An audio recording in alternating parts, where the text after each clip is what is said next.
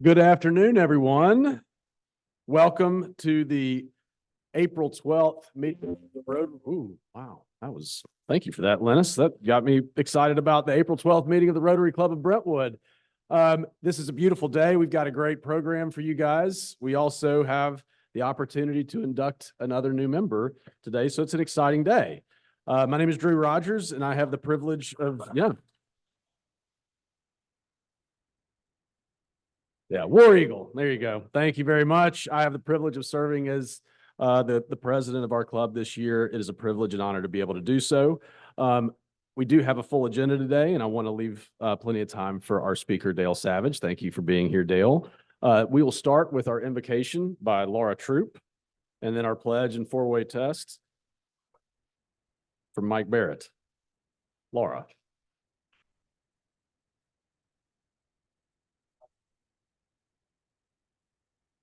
Bow with me, please.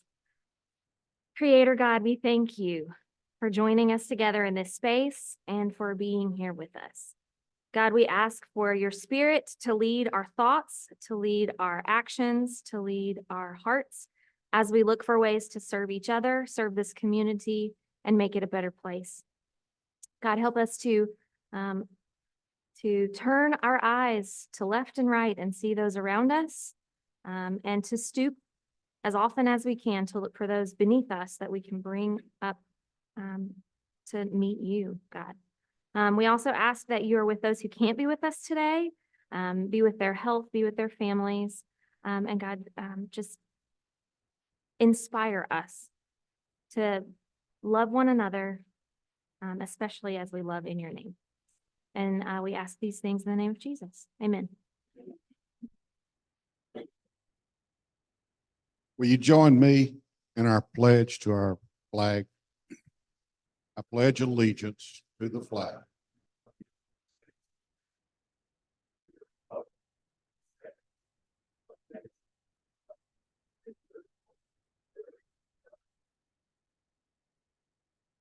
and our four-way test as Rotarians of the things we think, say, and do first, second, third, fourth. We certainly hope so. Wonderful. Thank you, Laura, and thank you, Mike. Our incoming club secretary, Jennifer Ruane, is going to be introducing our guests and visiting Rotarians this afternoon. So Jennifer, please. Thank you. I'm glad to be filling in for Jennifer while she's away this weekend. We only have two guests today, but they are very special guests. We have Mark Lobliner, and Kip is going to introduce him one last time Later. as a guest. Okay. Yeah. Well, not until he's inducted. Just a few seconds. in like 2 minutes. Yeah. And we have Peggy Ray, and Laura Troop has nominated her. So we're going to let Laura. Peggy, will you stand? Everybody can see you. Peggy Ray, I met through mutual friends, and when she came to visit this club by invitation of Jack, who's no longer in our community, but gotten to know her, really excited for what she has to offer. She is a real estate agent in the community and is a great family woman. So we're excited to have her join us today, and she is in the membership process. Welcome, Peggy. Wonderful. So thank you very much, Jennifer. I also want to mention that it is a special day because we have two members that have birthdays today. Jay Evans is celebrating a birthday today. Jay. He's going to use disintermediation in a sentence as his birthday present to himself. And then Banks Hickman is also celebrating a birthday today, but Banks is not joining us today. He may be at the Masters. We do have some really exciting announcements that I wanted to start with Larry Kane, if I could. Do I see Larry? There's Larry. To make some follow-on announcements regarding our golf tournament, which we kicked off last week. So Larry.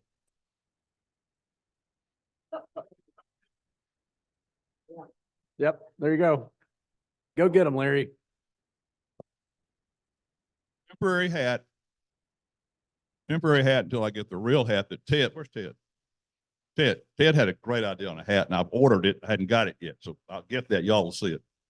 Real quick on the golf, I just wanted to just show you kind of where we are since last week. This is our sponsorships. Okay, you can see all the sold, the red sold marks. That's good. We've sold 31 sponsorships. Now you think, oh my God, everything's sold. There's 39 sponsorships available on that board right there. You've got a number of things that are multiple sponsors. You got premium hole sponsors. There's 13 of those. You've got 5 hole-in-one sponsors there. You've got 6 scoreboard sponsors there. So there's a lot more sponsorships to sell. Hold on just a minute. Keep this in mind. All of these were sold last year. So somebody, maybe in this room, hopefully, has got that one of those sponsors from last year. They need to call again and get them. That's where all these came from. These were all people that sponsored. We had 4 new sponsors out of 31 that we got so far. So if you had a sponsor last year and you hadn't called them yet, call them. Okay. We'll get rid of this. This sheet will disappear here, hopefully in the next 2 or 3 weeks. Then we'll be left with the hole sponsors, which is down here. And there's unlimited numbers of hole sponsors. That's the $350 sponsor. We sold 130 last year. So we sold 1 this year, which is normal for this early in the deal. But let's get these big ones out of the way. And if you've got one, if you've got a $1,200 hole-in-one sponsor you had last year with somebody, or a premium hole sponsor, or one of the scoreboard sponsors at $1,000, or over here, the cart pass sponsors at $1,000, we sold 1 of those, and there's 3 of them left. If you've got any of those from last year, please call them and get them back up, signed up again this year. Just makes life much easier for us. So also, I found out today, if you haven't seen this updated sheet, you need to let me know, because your team captain was supposed to send it to you. I sent it to them earlier this week and asked them to please forward it to you. So if you're not getting the information from your team captain, let me know, because I need to have a little chat with our team captain. All right. Thank y'all. Thank you, Larry. And just a reminder for those that are relatively new to our group, this is our largest fundraiser for the Brentwood Rotary Club Charitable Foundation. And that's the money that we use to give away in the form of major grants and community grants. So this enables us to do that really good work in the community. And so it's important that we get out there and sell sponsorships. So thank you very much, Larry, for that update. Now I'd like to ask Kip Dodson and Mark Lobliner to come up so that we can induct now our newest member to the Rotary Club of Brentwood, Mark Lobliner. Kip.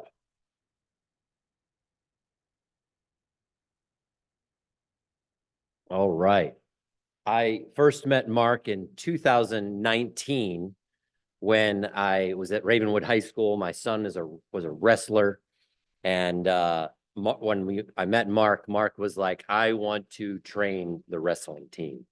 So my son and Mark became fast buddies, and he was showing up at 7 a.m. and right after school, and he was volunteering immediately. And so that in and of itself tells you this man, who is a serial entrepreneur. He owns Legacy Carbon Gym in Franklin. He owns a nutrition company of products that are in the vitamin store. He's created his own protein bar. This man is a doer. And I think we also have a first, maybe not, but I think he'll be the first member that does wear bikini bottoms only in public, on stage. Sometimes it's fun. But I think that's the first, but maybe I'll learn that there's not a member that wears bikini bottoms, because he is a professional bodybuilder. He is a card-carrying professional bodybuilder, meaning he has won a contest within the last year or 2 or 3. But I really got that. Okay. We don't talk about So, anyway, so with that, I just want to welcome Mark. He is a doer. He's going to be a worker. He's going to be a motivator because he is for me. And that's why I love to have him as my friend. And I hope you'll all give him a great hand of welcome to our club.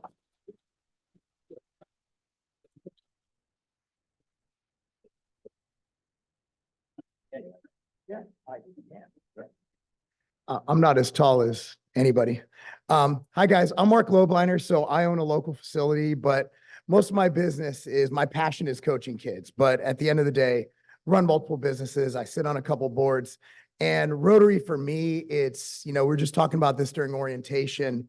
Local business isn't my bread and butter. So I'm not here just to have you guys buy my stuff. I'm here actually for service. Charity is a big part of my life. Have held events that raised 80,000 for Semper Fi Fund. In 2021, we raised over $50,000 for childhood cancer with a boxing event in Murfreesboro. So being able to serve my local community is something that I really wanted to get involved in. And my father-in-law was in Rotary in Culver City, California, and there's no better organization. I'm very honored to be a part of this. Thank you, guys.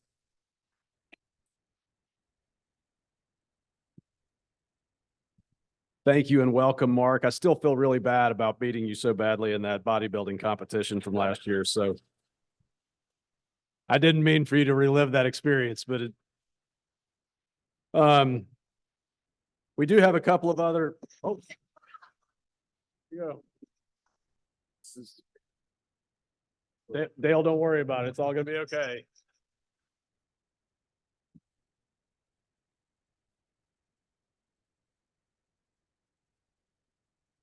Oh, did we unplug? I think we unplugged.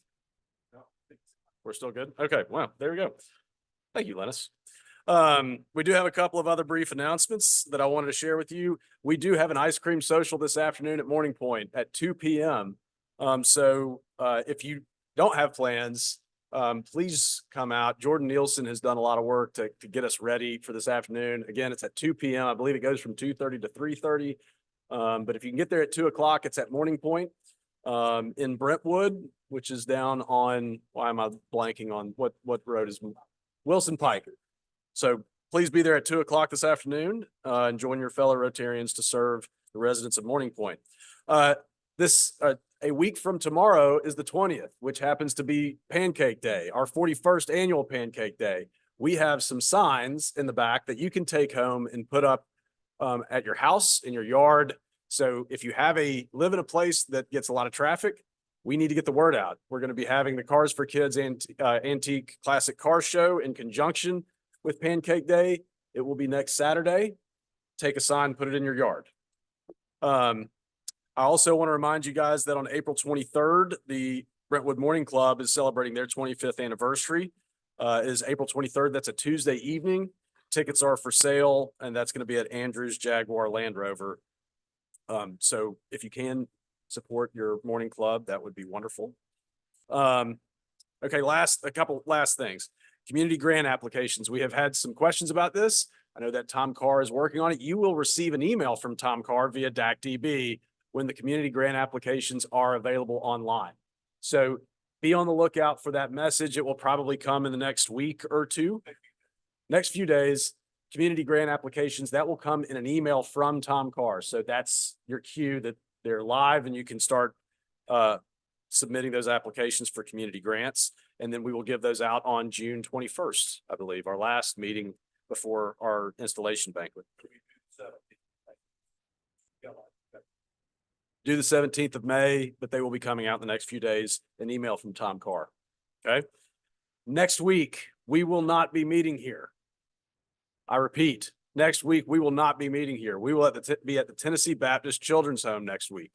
So you will get an email from me that says we will not be meeting here next week. Read it. And then don't show up here next week. Alan. Yeah. Oh, there you are.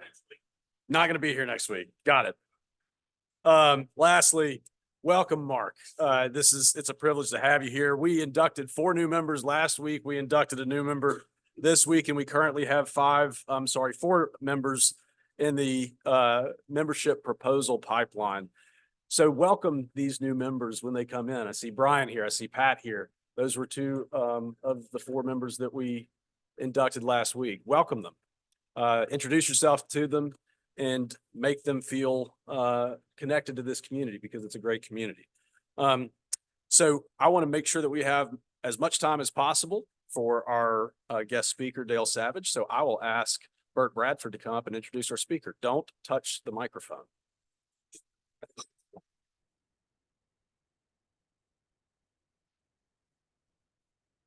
Go lower. All right, hello, everybody. Today, our speaker is Dr. Dale Savage. She has years of experience working with emerging and next level leaders as she supports their careers and executive development. Guiding clients toward breakthrough and discovery, Dell employs provocative questions, state-of-the-art assessments, and intuitive instincts to sharpen the competencies and behaviors that trigger success. So if you're wondering what's next, allow Dell to help you become the leader who makes a difference in other people's lives and in the organizations they serve. Will you welcome Ms. Dell?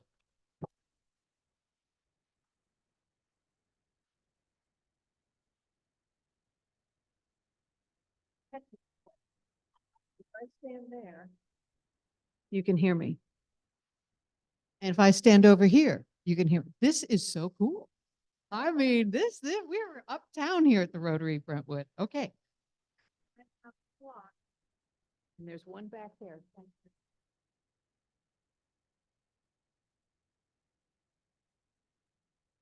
So what I learned as an old professor at Vanderbilt University is the brightest light sits in the back of the room, right? And so I learned, I know, I'm going to keep you busy. I'm going to keep you busy because I try to work the room because you can run, but you cannot hide. Not from this old professor, because she got eyes in the back of her head and she knows that you're not paying attention. Okay. So if you could advance the slide for me. I guess I can. There we go. So I have a curious connection for you.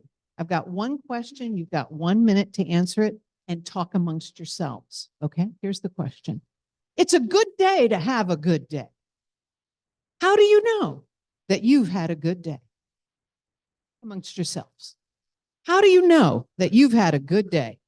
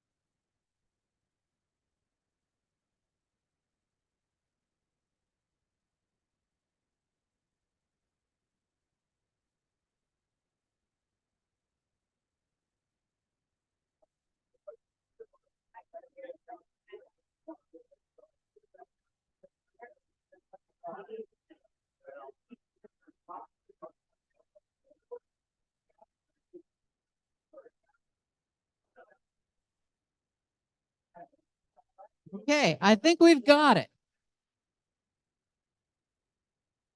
Now, I love hearing the laughter. I love hearing the quiet. I love the fact that you're trying to figure out what is this gal talking about? Well, it's my job to awaken possibility in other people. This is a quote by one of my favorite authors, Ben Zander. And Ben did a lot of work with children, particularly in Boston with the Juvenile Symphony there. He wrote a book several years ago called The Art of Possibility. And it's something that I think just lives in my heart and keeps me open to what's next and what is the question that wants to be answered. I always think about a good day. What's it going to be when I wake up? It's like, okay, how do I get to make this? I get to have a good day. How do I get to make it better for myself and other people? I get to do that. I don't have to do it. I get to do it. So let's get curious for a moment. Today, I'd like to have an accomplished. I don't have an agenda, but I have three things I'd like to accomplish with you today. One is to discover the importance of self-managing in your life's work. Now, I don't know who came up with this statement. I'd like to find the management consultant who did. but we hear a lot of talk about work-life balance. And I think that, my humble opinion, that is almost an impossibility. Work-life balance is almost impossible because to balance something means that standing on that fulcrum, you are constantly moving. It's very hard to keep it still and balanced. Something is always moving. I like to say my life's work because my life's work encompasses so much more than just the work that I do perhaps for compensation. But we heard talk about service this morning, what this group does for this entire community here in Brentwood and beyond. There's a lot of service there. And so your life's work, it's very important that we think about ourselves now more than others, more than ever, I should say. I want to create a question sequencing for you that really builds more intentional curiosity. And this is done from some research that I did years ago, but I have seen how important it is and the difference that it makes.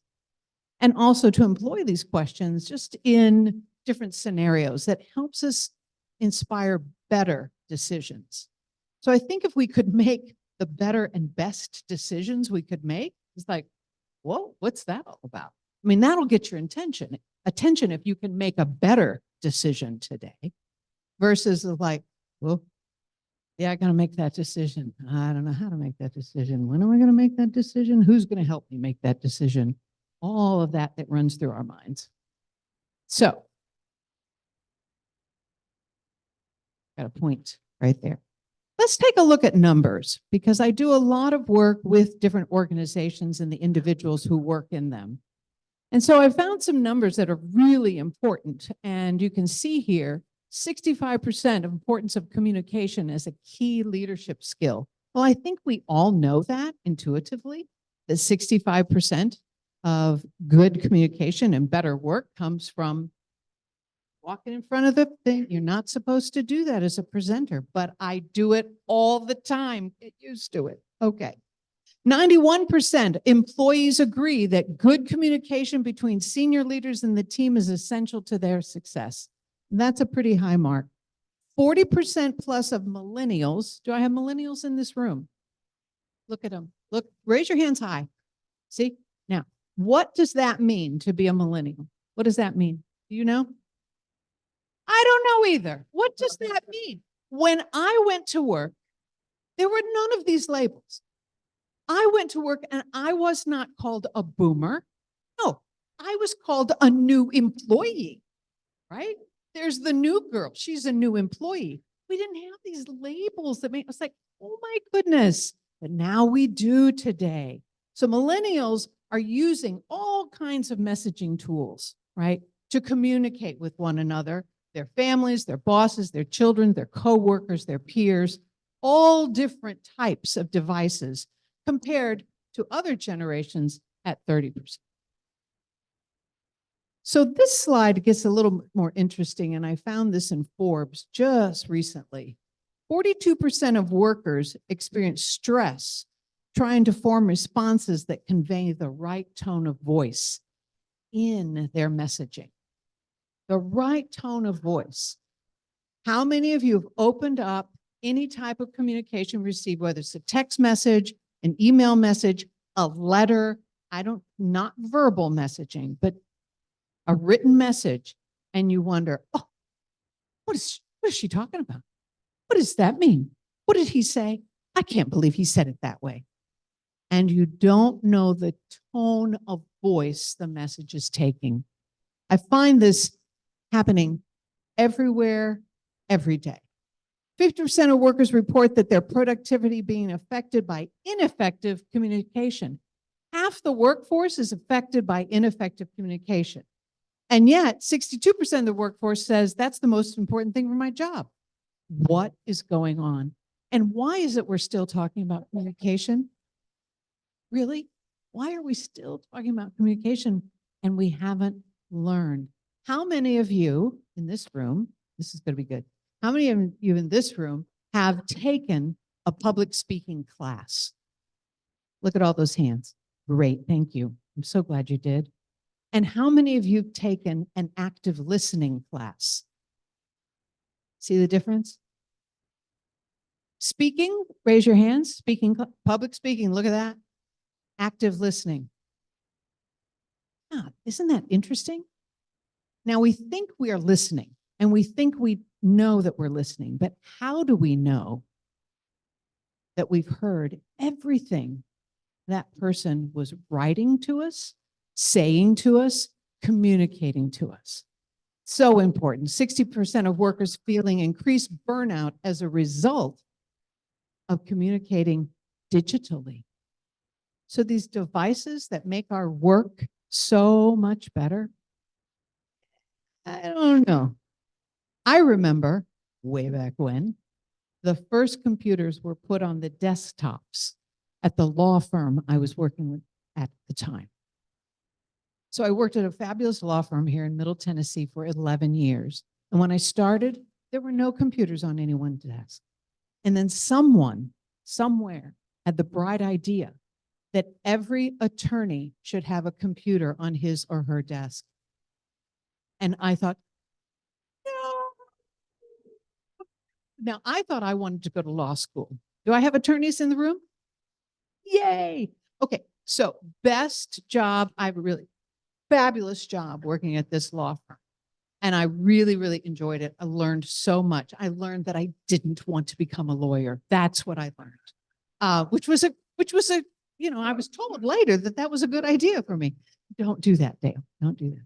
But assisting these lawyers in their professional development, making sure they had all their CLE, making sure that the human resources that supported them. So we had about 100 attorneys at the time and 200 support staff.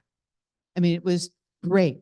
But this whole communication business, oh my goodness, attorneys are trained to argue both sides, and they could.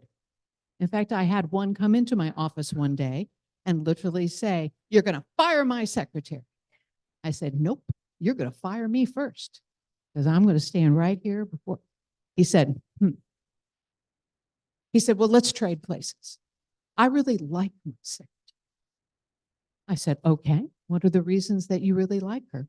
"Well, she anticipates all my needs." I said, "Well, that's terrific.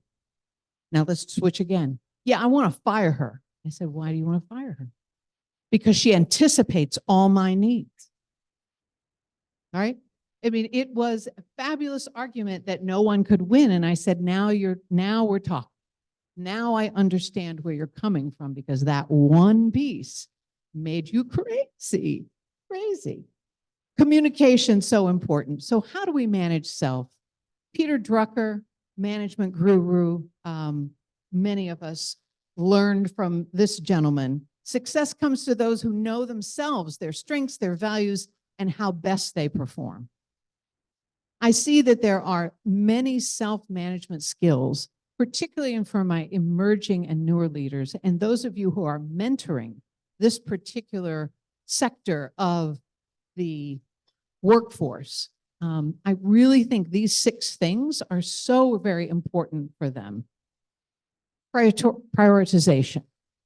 Prioritization is one thing that whether it's Franklin Covey, Stephen Covey, or the Eisenhower Matrix, however you want to talk about it, how you find out what is most important and most urgent.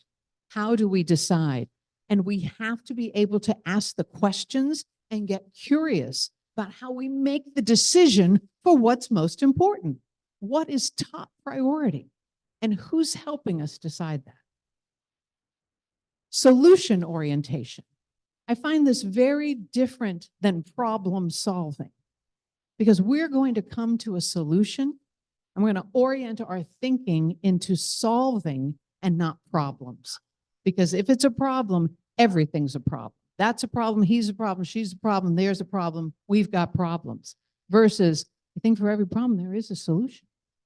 Now, what are all the solutions that we could possibly have for this one particular problem?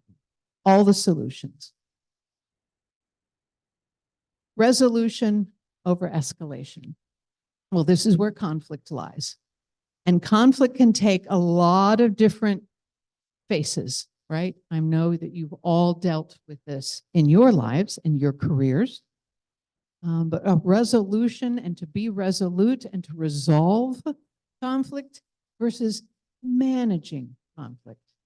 Very different in the word choice, and I love syntax. Reflection and ownership. In the learning cycle, adults need to reflect. We need to take time to stop, think, wonder, just like children. It is how they learn. They watch us. We need to do a little bit more watching and reflection. Ownership is, am I responsible? Where am I responsible? And agility. Can we quickly change? This life of ours, where we live today, how we live today, is fast. You know it's fast. I mean, I just got tired listening to Drew up here and all the things he's asking you to do. Like, wow, you guys are busy. Very, very busy. Got a lot going on. And that's one little segment of your life. One little piece. Very important, manage these skills. So the questions I often ask are, what are your strengths? Focusing on what you do well, for me, is so much more interesting than where do you need to improve. I want to know what you do well, and can we lean into that? Because if you understand sales, like my friend over here, if you understand sales and how to close that deal, then I want you teaching other people how to close that deal, how to make that happen, right? Let's have you lean into that. What are you doing well? StrengthsFinder is a great assessment. If you've not tried it, I would say to you, anybody done the StrengthsFinder piece? I've got a few people in here. It's really interesting. My top skill, strength, my top strength, learner. Yep, that's it. Because if you saw my bookcase at home, you'd see it. It's like, I love to read and know and learn about anything, anytime, anywhere. Oh, golly, I was a teacher. That's who I am in my core. How do I work best? How do I work best? Now, we all got a dose of that, didn't we? Back in 2020, remember that?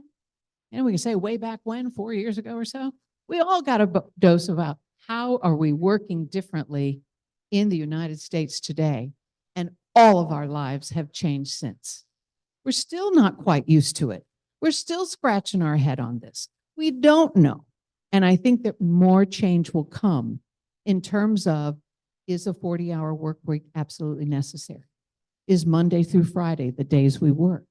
What might make more sense? There are a lot more questions that we could ask about all this, and not just where we work, how we work, with whom we work, and what technology might we need or not to do the work that we do today. What are my values? Now, what I like about the Rotary is we are very clear about our values.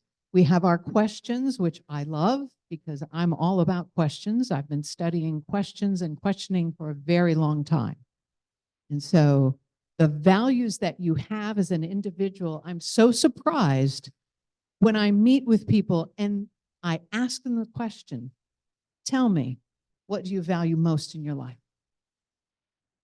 And they can't answer me. They can't or don't know or have never been asked the question, what do you value most in your life?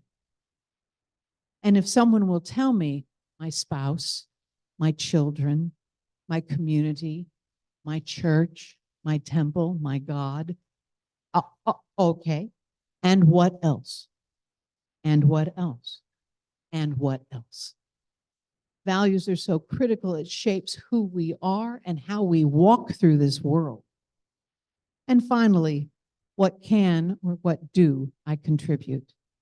Now, that's an easy question for everyone sitting in this room, because I think this may be a service organization for some of you, and you have others as well. So thank you for that. Managing self, so very, very important. This model right here, as I move into creating questions around those things that we value and we find so important in our lives. When I think about this is a model for how adults learn. Adults will have an experience. They will reflect on it. They will think about it. And then they will move into action and learn something else. And it's kind of like a spiral that never comes back on itself, right? So it just keeps going up. It's like, well, Dale, can that spiral go down? Well, it's rather hard to unlearn some things, but sometimes we have to because technology or times or your job, something changes and the way you did it back there, you got to unlearn it and do it differently over here. So yes, it can go both ways. Research tells us that an adult has 5 learning projects every year. 5 learning projects every year, meaning is something that you've never learned before, you will learn this year. Every adult average is 5. So that means for me, I've never cooked Thai food. But if I learned how to cook Thai food and I prepared a meal for my family, then that would be a learning project for me because I'd never done it before. I've never gone on a zip line, nor will I ever go on a zip line. It's not going to happen for me. I don't necessarily want to learn how to do that. I always wanted to parachute. I wanted to jump out of a plane and have that exhilaration. And now I think I missed my time. I think so. I don't know. And I'm pretty clumsy. So there's that. I know, never say never. Never say never. So what I find interesting about this particular model is that it does form more questions. There is a model that I found through the International Cultural Affairs Association in Canada that took 4 different types of questions: an objective question, a reflective question, an interpretive question, and a decisional question. What I learned in my research is that those types of questions from that agency mapped on exactly to how adults learn. It also mapped on neurologically to how our brain is set.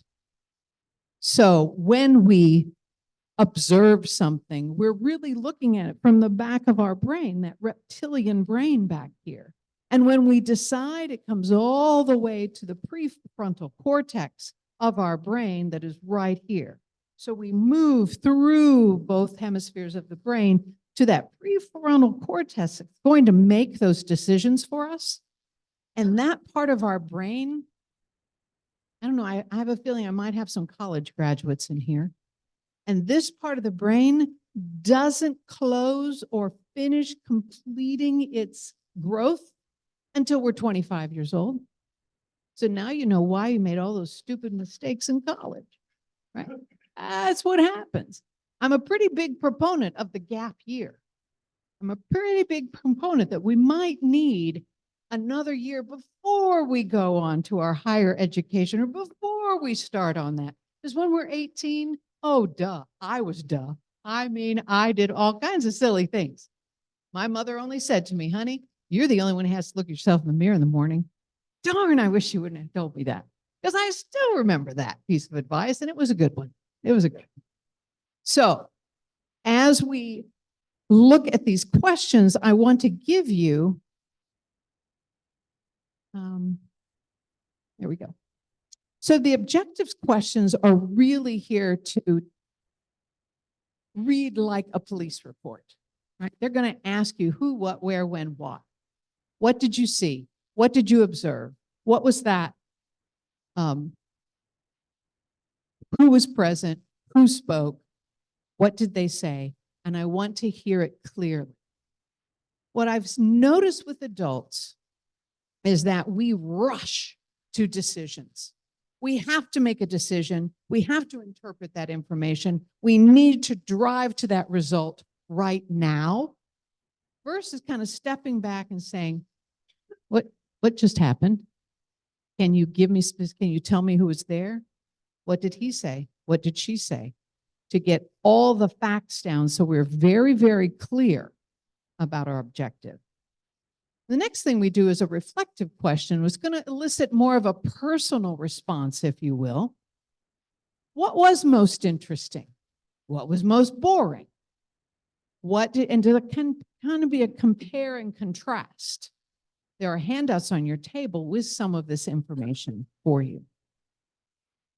Interpretive questions now are going to draw out meaning and significance and value. Now we're going to get into that value-laden question because that's really important to you and we don't want to miss that. What appear to be the key issues here? What could we do differently? How might we go about that in a new way? Versus the decisional questions, now we're going to come to resolution. We're going to take action, and we might ask something like, what can we do differently to create a better environment? Based on all of our facts, the emotional component of that, the associations, the reactions that we had when the event happened. Now we're reflecting, kind of getting into that, going from the head 18 inches down to the heart. And when we get to the gut, that's when we're trying to make meaning and significance, and we'll pull it right back up to the brain and we'll make a decision. If we start only with the decision, look how much we might miss. Oh, if I were in class right now, I'd be answering that phone. No, I'm just saying. It was always fun when I was a parent. That was great. It never happened again, though. So how can we create a focused conversation? Well, I know for adults, two things happen. Adults want to know why, and they want to know how. If we can answer the why question for them, that is so very, very important. Why am I here? Why are we doing this? Why is this happening? Why do we have to change? Why? It's a 3-year-old question, but that's the question that many adults have. The second question they want to know, well, if that's true, how are we going to do it? How's that going to happen? How's that going to get done? How's that? How? So if I can answer why and I can answer how, then I can have a focused conversation with you, right? All righty. I need a volunteer. So I can have a focused conversation with you. Could I have a volunteer? Thank you. Please come up. Let's give him a hand, friends. Come on. Here he comes. Terrific. Oh, Right boy. here. Come on over. Parlor. Step into my parlor. Right here. Here we go. All right. Look at all your friends there. Yep. Nice to meet you. I'm Dale. Nice to meet you, Dale. Oh, I'm going out here? Oh, All right. okay. Do I have to like So- look at him in the eye and wave? Kip, Okay. have you been on any trip or vacation lately? Yeah, about a month ago. Great. All righty. So I'm going to ask you a few questions Okay. about that. Okay. So what was the one experience that you had during this trip you took that was, truly made the trip for you? Can you describe it? Well, I went skiing. You went skiing.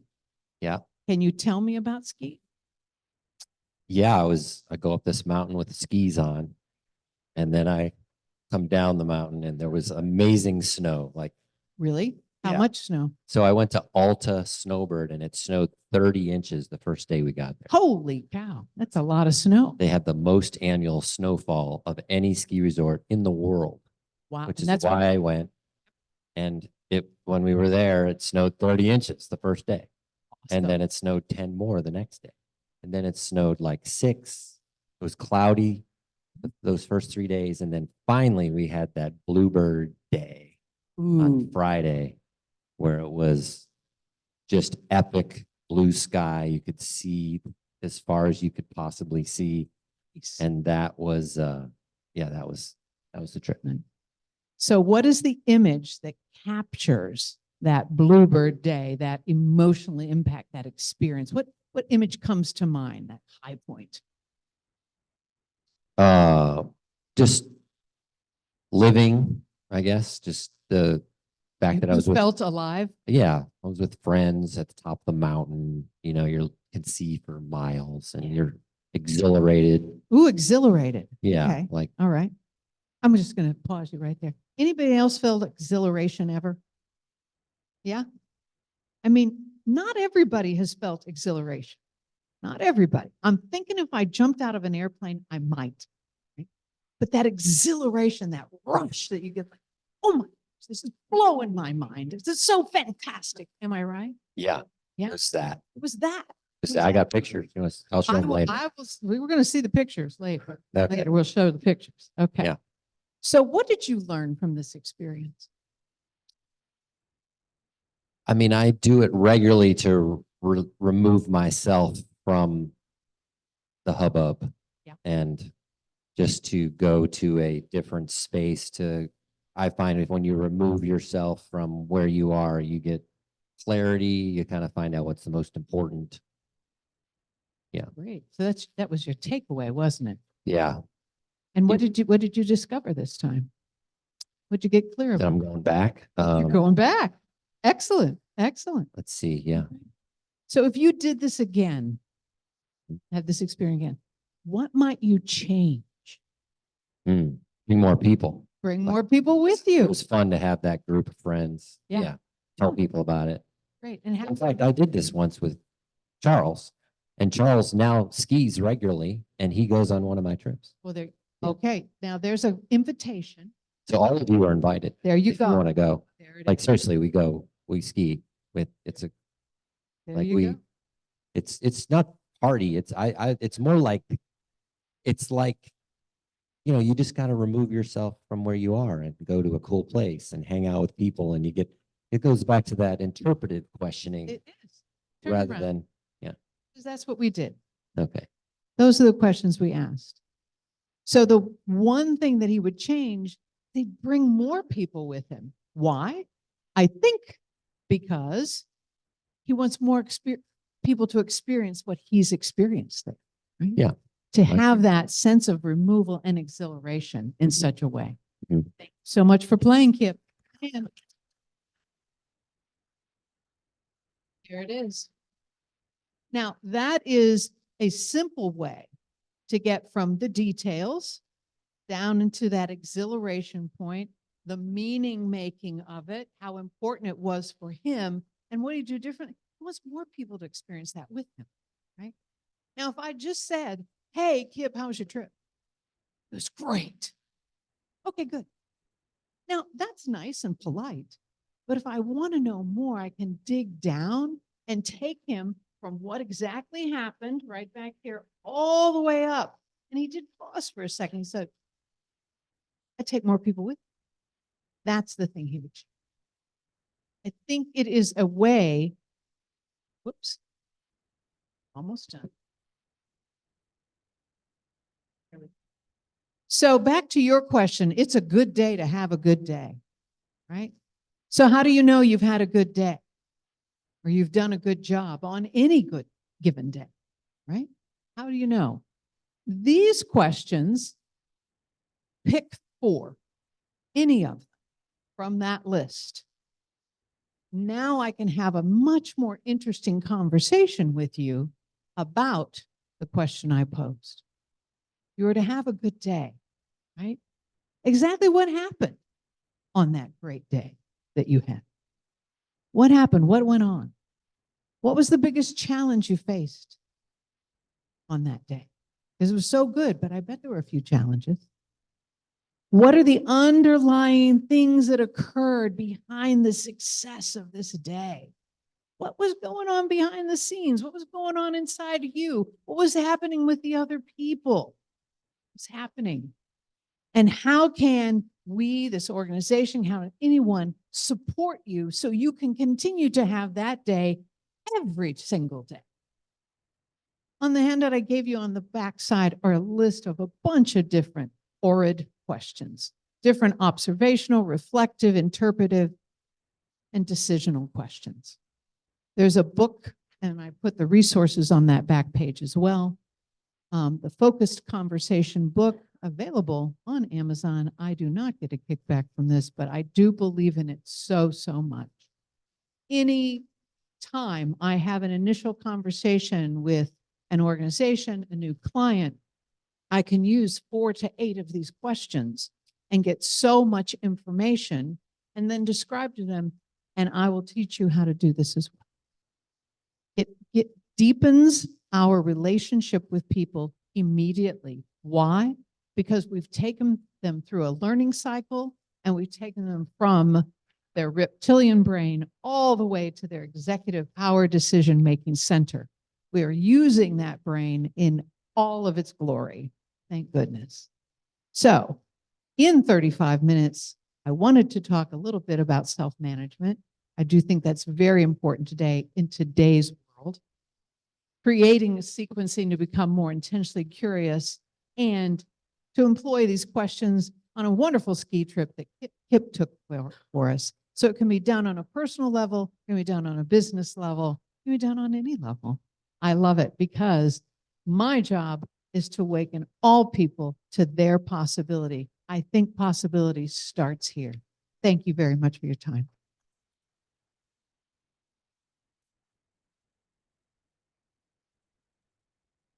Dale, before you sit down, I would like to offer or present to you a gift as a token of our appreciation for you joining us this afternoon and for sharing with us what you share with us. It's a pen that has our name on it. You can always use another pen.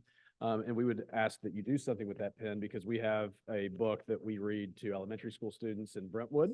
And so we'd ask that you sign it and that you maybe give us a sentence about what you do. And so that when those Rotarians that read those books to elementary school students, they can talk about the time that you came and visited with us. So Dr. Savage, thank you very much for being here. Thanks, everybody.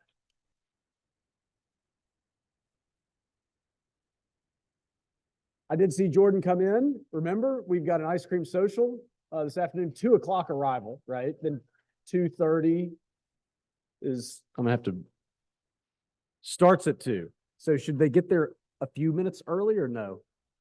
Okay. Ice cream social at 2 p.m. Show up Morning Point. Signups for Pancake Day.